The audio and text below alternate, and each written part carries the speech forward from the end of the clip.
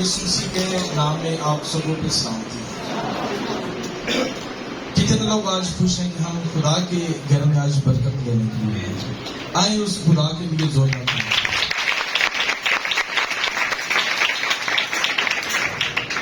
میں سب سے پہلے شکر گزار ہوں پاسٹر سرفراز صاحب کا، پاسٹر آشف صاحب کا، اور خدا کی خادمہ باجی پاسٹر نومی کا،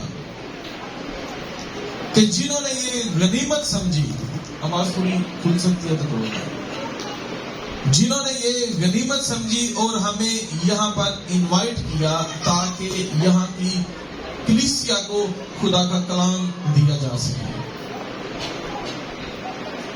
اور میں سمجھتا ہوں کہ خدا کے خدام اپنے اندر ایک بڑا بوجھ رکھتے ہیں خدا کے کلام کا، تاکہ یہ کلام اس کلیسیا میں اور زیادہ بیداری لا سکے۔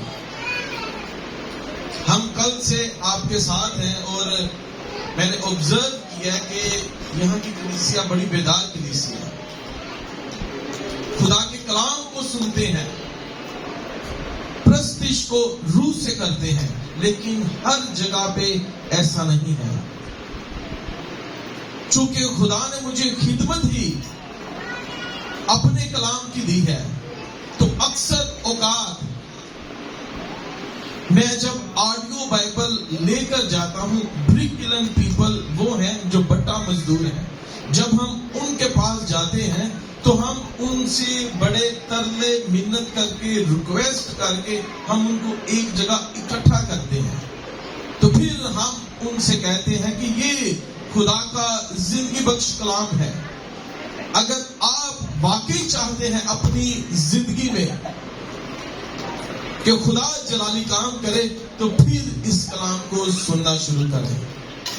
تو یاد رکھیں کہ ہر کوئی کلام کو قبول بھی نہیں کرتا، لیکن ہم بہت ساری جگہوں کے اوپر خدا کے کلام کو لے کر جا رہے ہیں، آڈیو بائبل کی صورت میں، پڑھنے والی ریگولر بائبل جو ہارڈ بک کی صورت میں ہے، اور جو ہمارے پاسبان ہے، چاہے کوئی پاسٹر ہے، چاہے کوئی ایونجلسٹ ہے، چاہے کوئی مبشر ہے، چاہے کوئی ایلڈر ہے، چاہے کوئی ڈیکن ہے، چاہے کوئی پریسٹ ہے، الغرض کوئی بھی ہے جو میرے یسوع کی تعلیم لوگوں تک لے کر جاتا ہے، ہم ان کو فری اسٹڈی بائبل دیتے ہیں۔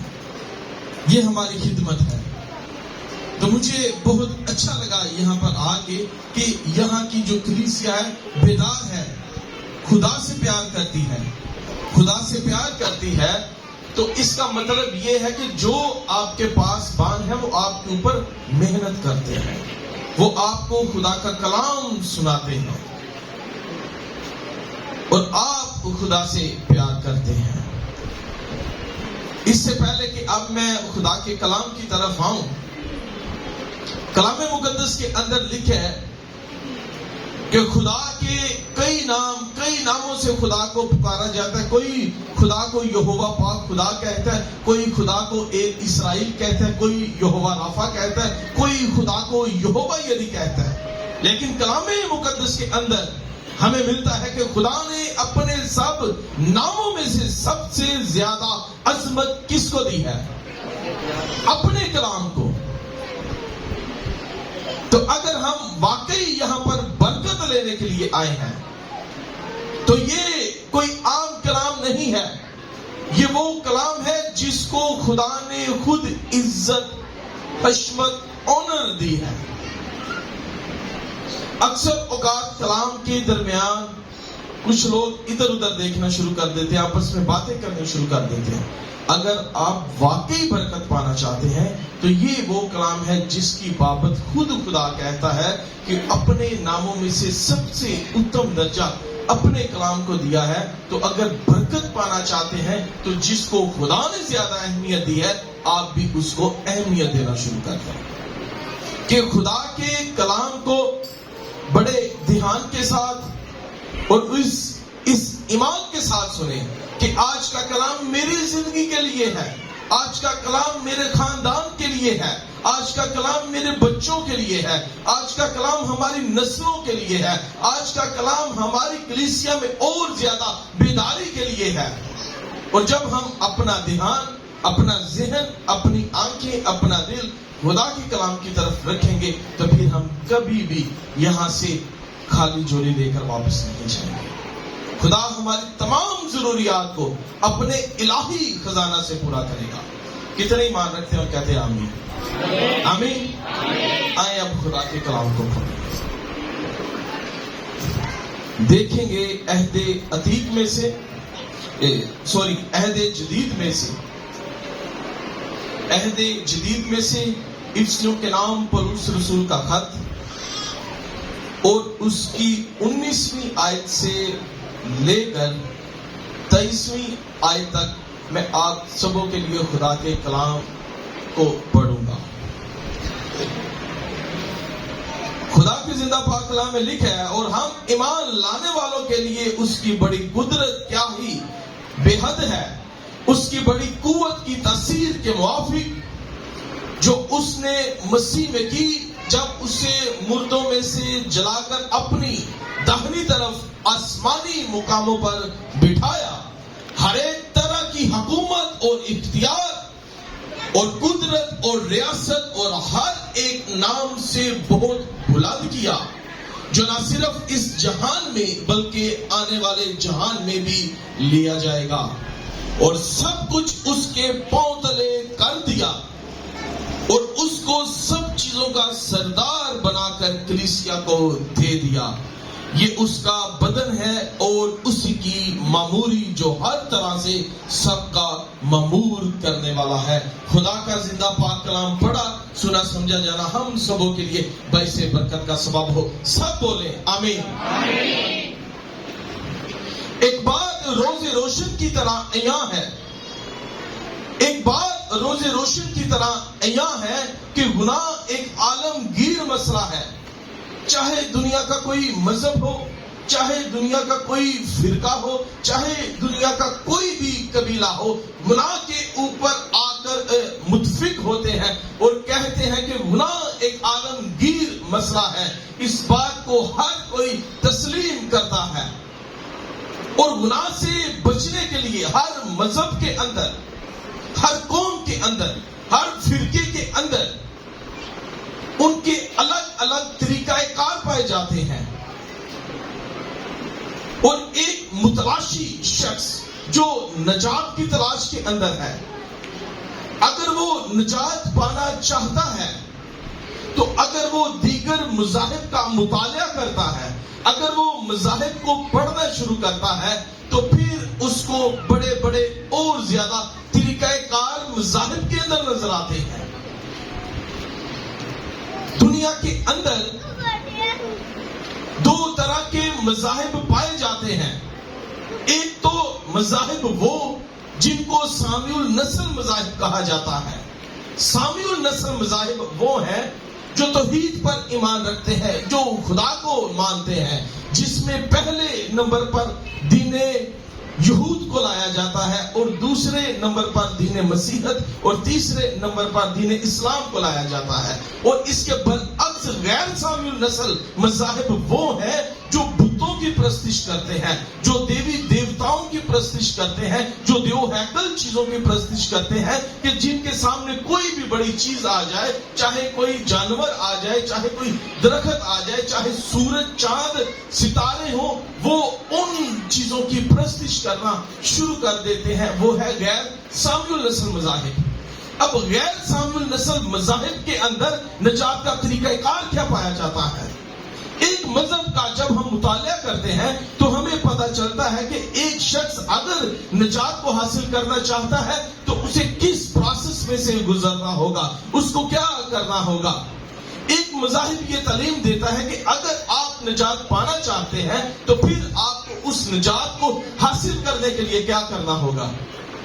وہ مذاہب تعلیم دیتا ہے اور وہ کہتا ہے کہ اگر آپ نجات پانا چاہتے ہو تو پھر آپ اپنے گھر والوں کو چھوڑ دو، اپنے بیوی بچوں کو چھوڑ دو، اور دور ویرانوں کے اندر چلے جاؤ، جنگلوں کے اندر چلے جاؤ، اور کئی سالوں تک اس جنگلوں میں رہو، جنگلوں میں عبادت کرتے رہو، جنگلوں میں عبادت کرتے رہو، وہاں پر چلے کاٹتے رہو، اس اس ویرانوں کے اندر رہو، اور جیسے تم یہ عمل کرو گے پھر تم نجات کے عمل میں داخل ہو سکتے ہو۔ اگر تم یہ عمل نہیں کر سکتے تو تم نجات کے لائق نہیں ہو۔ یہ غیر سامع نسل مذاہب جو بتوں کی پرستش کرتے ہیں وہ یہ تعلیم دیتے ہیں۔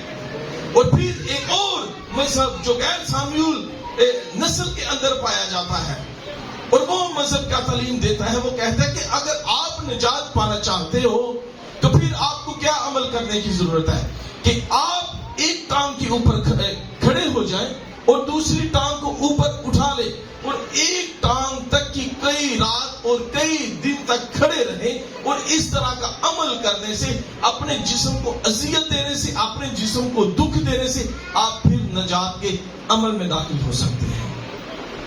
ایک اور غیر سامع نسل مذاہب جو دیوی دیوتاؤں کو مانتے ہیں، وہ کہتے ہیں کہ اگر آپ نجات پانا چاہتے ہو، اگر آپ رہائی پانا چاہتے ہو تو پھر آپ اپنے جسم کو اذیت دینا شروع کر دو، آپ اپنے جسم کو اذیت دو، آپ اپنے جسم کے اوپر کٹ لگانا شروع کر دو، اور جیسے جیسے جسم میں سے خون نکلنا شروع ہوگا، جیسے جیسے آپ کو درد ہوگی، آپ کے جسم میں سے خون جاری و ساری ہوگا، تب آپ نجات کے عمل میں داخل ہو سکتے ہو۔ اور ایک اور مذہب وہ یہ کہتا ہے کہ اگر آپ نجات پانا چاہتے ہو، اگر آپ رہائی پانا چاہتے ہو، اگر آپ چھٹکارا پانا چاہتے ہو تو پھر کیا کرو، ایک کیلوں کا بیڈ بنا لو، ایک بیڈ کے اوپر پورے کیل لگا دو، اور آپ اس بیڈ کے اوپر لیٹ جائیں، جیسے وہ کیل آپ کے جسم کے اندر جائیں گے، جیسے وہ کیل آپ کے جسم کے اندر جائیں گے، آپ دکھ میں رہو گے، کرب میں رہو گے، اس کے اوپر لیٹے رہو گے، تو پھر آپ نجات کے عمل میں داخل ہو گے۔ کہ دوسرے مذہب کیا ڈیمانڈ کرتے ہیں کہ انسان اپنی قربانی دے، دوسرے مذہب کیا ڈیمانڈ کرتے ہیں کہ آپ اپنی قربانی دیں، آپ کے جسم سے خون آنا چاہیے، آپ کا خون مانگتے ہیں، آپ کے جسم میں سے خون آنا چاہیے، آپ کو درد ہونی چاہیے، آپ کو تکلیف ہونی چاہیے، جیسے آپ تکلیف میں رہیں گے تو پھر آپ نجات پا سکتے ہیں، ادروائز آپ نجات نہیں پا سکتے۔ یہ تعلیم ہے ان مذاہب کی جو خدا کو نہیں مانتے، ان کے نزدیک نجات حاصل کرنے کا یہ ایک طریقہ کار ہے، لیکن دین مسیحت کس طرح سے نجات کے عمل کو خداوند یسوع مسیح کس طرح سے ہمارے لیے نجات کا دروازہ کھولتے ہیں۔ بائبل مقدس کو جب ہم پڑھتے ہیں تو ہمیں پتہ چلتا ہے کہ باغ عدن سے ہی انسان جب خدا کا نافرمان ہوتا ہے تو گناہ کے اندر گرتا ہے۔ اب خدا کا قانون ہے کہ جس روز تو نے اس کے احکامات کی نافرمانی کی تو مرا۔ کیا لکھا ہے کہ تو مرا؟ تو کیا جس دن آدم نے گناہ کیا وہ مر گیا؟ نہیں، وہ نہیں مرا، لیکن وہ مر گیا روحانی طور پر۔ کیوں؟ کیونکہ وہ ہمیشہ کی زندگی سے باہر نکال دیا گیا، ہمیشہ کی زندگی سے باہر نکال دیا گیا۔ کیوں نکال دیا گیا؟ کیونکہ وہ اپنے پروردگار کے حکم کا نافرمان ہوا، وہ ابلیس کے ورگلاوے میں آ گیا، اور تب گناہ ساری انسانیت پر آ گیا، تمام کی تمام بشریت پر آ گیا، تمام کی تمام آدمیت پر آ گیا، تب گناہ سب کے اوپر آ گیا۔ اور داؤد بادشاہ فرماتے ہیں کہ منو میری ماں نے جمیا بچ گناہ دے، کہ ہم پیدائشی گناہ کے اندر ہے۔ گناہ تین طریقوں سے انسان کے اندر آتا ہے، ہمیشہ یاد رکھیے۔ پہلا طریقہ متعدی گناہ۔ متعدی گناہ وہ گناہ ہوتا ہے جو ہمیں دوسروں سے لگتا ہے۔ اکتسابی گناہ وہ گناہ ہے جو انسان اپنی خواہشات کی وجہ سے گناہ میں گرتا ہے۔ اور تیسرا موروثی گناہ، جو گناہ آدم نے کیا، خدا کا نافرمان ہوا، اور تمام کی تمام انسانیت جیسے جیسے انسانی نسل بڑھتی گئی، جیسے جیسے لوگ بڑھتے گئے، تمام کے تمام انسان، تمام کے تمام لوگ مروثی گناہ کی لپیٹ میں ہیں۔ اب مروثی گناہ کے اندر سارے لوگ ہیں، ساری بشریت ہے، ساری آدمیت ہے۔ بائبل مقدس یہ بیان کرتی ہے کہ ہم سب کے سب گناہ کے اندر ہیں، مروثی گناہ کے اندر ہیں۔ اب اس گناہ سے ہم مسیحی لوگ یا بائبل مقدس خداوند یسوع مسیح کس طرح سے ہم اس گناہ سے آزادی حاصل کر سکتے ہیں، اس مروثی گناہ سے کس طرح سے ہم رہائی حاصل کر سکتے ہیں۔ جب ہم خداوند یسوع مسیح کی زندگی کے اوپر دیکھتے ہیں تو ہمیں پتا چلتا ہے خداوند یسوع مسیح جب گتسمنی باغ کے اندر تھے، خداوند یسوع مسیح جب گتسمنی باغ کے اندر تھے تو خداوند یسوع مسیح نے بڑے کرب کے اندر خدا کے آگے دعا کی۔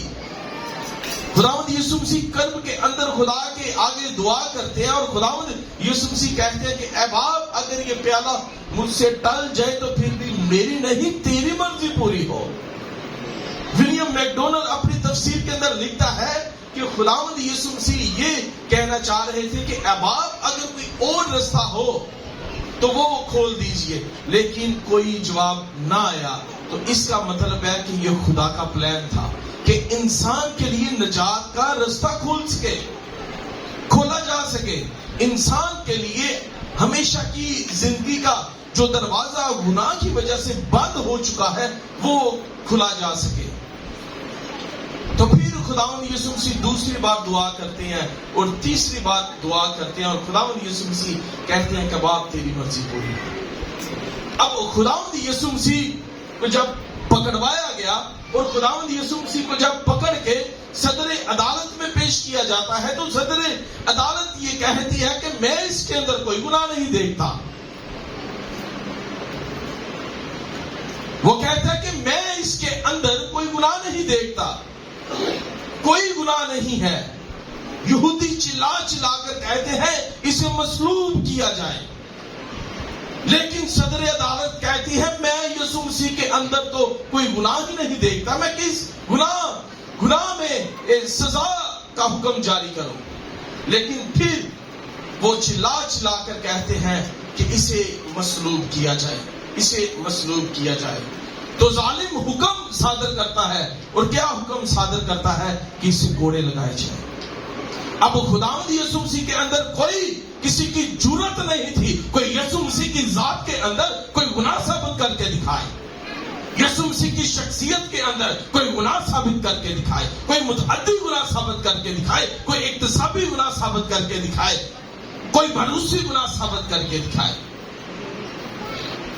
یسوع مسیح جب اس دنیا میں آئے تو یسوع مسیح کا اس دنیا میں آنا ایک معجزہ تھا۔ دنیا کی تمام ریتی رواج، دنیا کے تمام سسٹم یسوع مسیح توڑ کر اس دنیا میں پیدا کوالی سے ہوئے۔ اور جب یسوع مسیح کو صدر عدالت بے گناہ کرتی ہے تو پھر بھی یہودی چلاتے ہیں، واملہ کرتے ہیں کہ اسے مصلوب کیا جائے، اسے مصلوب کیا جائے، اور ظالم حکم دیتا ہے کہ اسے کوڑے لگائے جائیں۔ اب یسوع مسیح کے اندر کوئی گناہ نہیں ہے، یسوع مسیح کے اندر کوئی گناہ نہیں ہے، وہ پاک ہے، لیکن تمام کی تمام انسانیت کا گناہ یسوع مسیح نے اپنے کندھوں پر اٹھا لیا۔ جب مسیح کے شاگرد تلواریں نکالنے لگے، جب یسوع مسیح کو پکڑنے آئے تو یسوع مسیح نے کہا جو تلوار سے مارتا ہے وہ تلوار سے قتل کیا جائے گا۔ یسوع مسیح ان کو کہتا ہے اگر میں اپنے باپ سے کہوں تو فرشتوں کے 12 تمن آ جائیں، کہ کئی لاکھوں فرشتے ابھی میرے پاس حاضر اور ان کو نیست و نابود کر دیں، ان کو غرق کر دیں، لیکن نہیں، انسان کے لیے نجات کا رستہ کھولنا ہے۔ میں نے اس کرب میں سے گزرنا ہے، میں نے اس صلیب کو اٹھانا ہے، میں نے اس صلیب کا دکھ اپنے کندھوں پر اٹھانا ہے تاکہ انسان کے لیے نجات کا دروازہ کھولا جا سکے، تاکہ انسان کے لیے مخلصی ہو سکے۔ تو ظالم حکم صادر کرتا ہے کہ اس کو کوڑے لگائے جائیں۔ اور اگر آپ اس کوڑا جو یسوع مسیح کو کوڑے لگائے جانے کا حکم صادر کیا گیا، اب وہ کوڑا جو تھا وہ چمڑے کا بنا ہوا کوڑا تھا، اس کے اوپر ہڈی لگی تھی، اس کے اوپر لوہا لگا ہوا تھا اور اس کے اوپر سیسا لگا ہوا تھا. اور آپ اپنی نظروں کے سامنے ایک منٹ کے لیے آپ وہ منظر آپ کے سامنے رکھیں کہ خداوند یسوع مسیح کو کھڑا کیا گیا ہے، اور وہ شخص جو ایک جس کے اندر کوئی گناہ نہیں ثابت کیا گیا، لیکن پھر بھی اس کو کوڑے لگائے جانے ہیں. اور کس طرح سے کوڑے لگائے جانے ہیں؟ کیا وہ کوڑا ہے کہ جب وہ کوڑا جسم کے اوپر ظالم رسد کرتے ہیں تو اس کے اوپر ہڈی لگی ہے، اس کے اوپر لوہا لگا ہے، اس کے اوپر سیسا لگا ہے، اور جب وہ کوڑا مسیح کے بدن کے اوپر لگتا ہے اور جب وہ واپس کھینچتے ہیں تو وہ کوڑا بہت سارا گوشت نوچ لیتا ہے. اور یسوع مسیح کے بدن میں سے خون جاری و ساری ہے. اور یسوع مسیح لکھا ہے کہ وہ انسانوں کے مشابہ ہو گئے اور خادم کی صورت اختیار کر لی، کہ جو ایک عام انسان جو فیلنگ رکھتا ہے کہ ہم انسان ہوتے ہوئے ہمیں درد ہوتا ہے، یسوع مسیح بھی درد میں تھے، مسیح کو بھی درد ہوتا رہا. کیوں؟ کیونکہ وہ ایک جسم میں تھے، وہ جسم کے اندر تھے. اور جب یسوع مسیح کو کوڑے لگائے جا رہے تھے تو یسوع مسیح درد کے اندر تھے، کرب کے اندر تھے. اور جب کوڑا لگایا گیا جسم کے اوپر تو جب وہ کوڑا کھینچتے تھے تو جسم میں سے وہ کوڑا گوشت کو نوچتا تھا. اور جب وہ گوشت کو نوچتا تھا، ایک بار لگنے سے ہی وہ کوڑا گوشت کو نوچتا تھا، تو اس کے نوچے جانے سے جسم میں سے خون بھی نکلتا تھا، مسیح کو درد بھی ہوتی تھی. اور 39 کوڑے ایک کم 40 کوڑے لگائے جانے کا جو عمل ہے، آپ سوچیں کہ مسیح کے خون سے کتنا گوشت نوچا گیا، یسوع مسیح کے خون سے کتنا خون بہایا گیا. ایک مفسر لکھتا ہے، کہتا ہے کہ اتنا خون بہایا گیا کہ یسوع مسیح کی صلیب کے اوپر جانے سے پہلے ہی موت ہو جانی چاہیے تھی، کہ اتنا خون بہہ چکا تھا.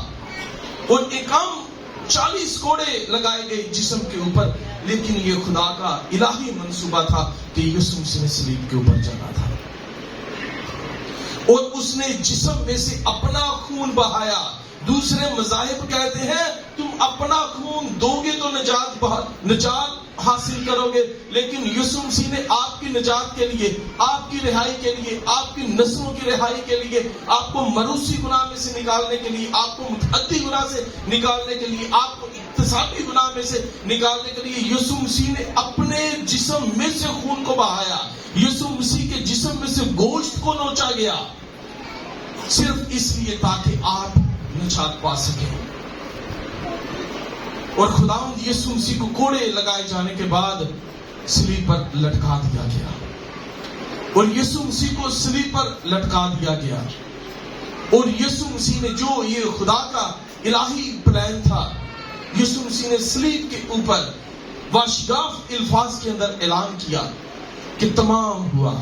یعنی کہ وہ پلان جو ایک الہی پلان تھا، جو انسان کی مخلصی کے لیے تھا، انسان کو گناہ سے نکالنے کے لیے تھا، کہ آدم نے جس دن گناہ کیا تو مرا، تو روحانی طور پر مرا، کہ ہمیشہ کی زندگی کا دروازہ بند ہو چکا تھا گناہ کی وجہ سے. لیکن جب خداوند یسوع مسیح نے آ کے اپنی جان دی تو وہ دروازہ کھل گیا. اگر وہ دروازہ نہ کھلتا تو تمام کے تمام جو انسان تھے، جو لوگ تھے، ان کی سزا تھی ابدی ہلاکت، موت. لیکن خداوند یسوع مسیح نے اپنا خون بہا کر ہم سب کے لیے وہ ہمیشہ کی نجات کا دروازہ اپنا خون دے کر کھولا. اور یسوع مسیح کو صلیب دیا گیا، اور لکھا ہے کہ تیسرے دن خداوند یسوع مسیح اپنے وعدہ کے مطابق، تیسرے دن خداوند یسوع مسیح اپنے وعدہ کے مطابق صبح لو پھوٹتے خداوند یسوع مسیح مردوں میں سے زندہ جی اٹھے. خداوند یسوع مسیح تیسرے دن مردوں میں سے زندہ جی اٹھے. اب وہ لوگ جو غیر سامیل نسل کے لوگ ہیں، جو دیوی دیوتاؤں کو مانتے ہیں، جو درباروں کو مانتے ہیں جو ان جگہوں کے اوپر جا کر اپنا ماتھا ٹیکتے ہیں، اور ان کی ڈیمانڈ کیا ہے؟ ان کی ڈیمانڈ یہ ہے کہ لوگ اپنا خون ہمیں دے، لوگ روپیہ پیسہ ہمیں دے۔ وہ صدقے مانگتے ہیں، وہ پیسے مانگتے ہیں، وہ آپ سے چیزیں مانگتے ہیں، وہ آپ کی مال و دولت مانگتے ہیں۔ وہ کہتے ہیں کہ اگر آپ شفا پانا چاہتے ہو تو اپنا پیسہ دو، اگر آپ شفا پانا چاہتے ہو تو مرغی دو، اگر آپ شفا پانا چاہتے ہو تو اپنے سر کا صدقہ گوشت ہمیں دو، اگر آپ شفا پانا چاہتے ہو تو اپنی اولاد کا صدقہ ہمیں دو۔ آپ پیسے دو، آپ پیسے دو گے تو شفا پاؤ گے، لیکن خداوند یسوع مسیح نے اپنے بدن کے اوپر کوڑے کھا کے، اپنا خون بہا کے، اپنا گوشت دے کر آپ سبوں کے لیے نجات کا دروازہ کھولا تاکہ آپ ہمیشہ کی زندگی میں سے داخل ہو سکیں۔ دنیا کے تمام خدا خون مانگتے ہیں۔ دنیا کے اندر 4200 مذاہب پائے جاتے ہیں۔ دنیا کے اندر 4200 مذاہب پائے جاتے ہیں، اور جو غیر سامی النسل مذاہب ہیں جو دیویوں کو مانگتے ہیں، دیوتاؤں کو مانتے ہیں، اور وہ کیا مانگتے ہیں؟ وہ آپ سے خون مانگتے ہیں، آپ کے بچوں کا خون مانگتے ہیں، آپ کو کہتے ہیں کرب کے اندر رہو، تکلیف میں رہو، اذیت میں رہو، اذیت میں رہو گے تو پھر نجات پاؤ گے۔ لیکن خداوند یسوع مسیح کہتا ہے بہت سے دبے ہوئے لوگوں، گناہوں میں پھنسے ہوئے لوگوں، سب میرے پاس آؤ، میں تم کو نجات دوں گا۔ کسی دوسرے کے وسیلہ سے نجات نہیں۔ آسمان کے تلے، زمین کے اوپر ایک ہی نام ہے، اور وہ نام یسوع نام ہے۔ لکھا ہے کہ ہر ایک چیز اور سب کچھ اس کے پاؤں کے تلے کر دیا گیا، اور اس کو سب چیزوں کا سردار بنا کر کلیسیا کو دے دیا گیا۔ ہر ایک چیز یسوع کے قبضے میں ہے، ہر ایک چیز یسوع کے اختیار میں ہے، چاہے وہ آسمان کی ہے، چاہے وہ زمین کی ہے، اور آپ کی نجات بھی یسوع کے پاس ہے۔ اگر آج آپ شفا پانا چاہتے ہیں، اگر آج آپ نجات پانا چاہتے ہیں، اگر آپ جنریشن کرز کے اندر ہے، اگر آپ کے اوپر کوئی خاندانی، آپ کے جسم کے اندر کوئی موروثی گناہ ہے، تو جس بیماری کا ڈاکٹروں کے پاس علاج نہیں، حکیموں کے پاس علاج نہیں، طبیبوں کے پاس علاج نہیں، بڑے بڑے معالج ہیں جو ان کے پاس علاج نہیں، اس ہر بیماری کا علاج میرے یسوع کے پاس ہے، میرے یسوع کے پاس ہے۔ ایک اور بات سنیں، دنیا کے اندر جتنی بھی بیماریاں پائی جاتی ہیں، دنیا کے اندر جتنی بھی بیماریاں پائی جاتی ہیں، ان تمام بیماریوں کی گروپ بندی کی گئی سائنٹیفک میڈیکل سائنس کے مطابق، ان تمام بیماریوں کی گروپ بندی کی گئی۔ اور جب ان بیماریوں کی گروپ بندی کی گئی تو وہ تمام کی تمام بیماریوں کے جو گروپس ہیں، جن میں تمام بیماریاں آتی ہیں، چاہے ڈائبٹیز ہے، چاہے ہیپاٹائٹس ہے، کوئی بھی بیماری ہے، ان تمام بیماریوں کی گروپ بندی کی گئی۔ اور جب گروپ بندی کی گئی ان تمام بیماریوں کی، تو وہ کتنے گروپ ہوئے؟ ایکم 40 گروپ۔ اور وہ کتنے گروپ ہوئے؟ ایکم 40 گروپ۔ تو اس کا مطلب ہے ہر ایک بیماری کا کوڑا یسوع نے اپنے جسم پر کھایا ہے، اس نے ہر بیماری کے لیے خون دیا ہے، اس نے ہر بیماری کے لیے اپنا گوشت دیا ہے، تاکہ آپ شفا پا سکیں، تاکہ آپ نجات پا سکیں۔ اور آج اگر آپ واقعی نجات پانا چاہتے ہیں، اگر آپ درباروں پر جاتے ہیں، درگاہوں پر جاتے ہیں، تعویذ کروانے جاتے ہیں، پیروں کے پاس جاتے ہیں، فقیروں کے پاس جاتے ہیں، تو وہ آپ سے پیسے مانگتے ہیں۔ آپ دم کروانے جاتے ہیں تو وہ آپ سے کہیں گے اور کوشن کو 500,000 سانو دو، وہ آپ سے پیسے مانگتے ہیں۔ وہ کہتے ہیں کہ آپ پیسے دو تو پھر شفا پاؤ گے۔ اور میرا یسوع کہتا ہے کہ جو یسوع کو قبول کرتا ہے وہ شفا پاتا ہے، وہ ہمیشہ کی زندگی پاتا ہے، اس کے اوپر کوئی سزا کا حکم نہیں، جو یسوع کو قبول کر لیتا ہے۔ اور آج یسوع مسیح کی خوشخبری آپ سبوں کے لیے ہے، یسوع کا پیغام آپ سبوں کے لیے ہے کہ اگر آپ واقعی حقیقی طور پر شفا پانا چاہتے ہیں، ابدی زندگی پانا چاہتے ہیں، جس کے پاس آسمان کی کنجیاں ہیں، جس کے کوئی کھولے ہوئے کو بند نہیں کر سکتا، اور کھولے ہوئے کو کوئی اس کے کھولے ہوئے کو کوئی بند نہیں کر سکتا، اور بند کیے ہوئے کو کوئی کھول نہیں سکتا، وہ میرا یسوع مسیح ہے۔ چاہے آپ کے اوپر کوئی بھی تعویذ ہے، کتنے بھی جادو ہیں، آپ اپنے دل کے اندر میرے یسوع کو قبول کر لیں، تمام کے تمام تعویذات کو فیل کر دیا جائے گا۔ تمام کی تمام جادو ٹونے کو فیل کر دیا جائے گا جب آپ یسوع مسیح کو اپنی زندگی میں قبول کر لو گے. کیونکہ تمام کے تمام 4200 مذاہب ہیں, کہاں پڑے ہیں, وہاں کے وہاں ہیں, لیکن یسوع مسیح واحد ہے جو مر کے زندہ جی اٹھنے والوں میں سے پلوٹا ہے, جو موت اور قبر کو پاؤں کے نیچے کچل کے تیسرے دن زندہ جی اٹھا. ہاللیلویا. اور اس نے ثابت کر دیا اور اس نے ثابت کر دیا کہ خداوند یسوع مسیح کے پاس سارا اختیار ہے. ہر چیز یسوع مسیح کے پاؤں کے تلے ہے. اس نے پاؤں کے نیچے کچل کر ثابت کر دیا کہ یسوع مسیح کے پاؤں کے تلے ہر ایک چیز ہے.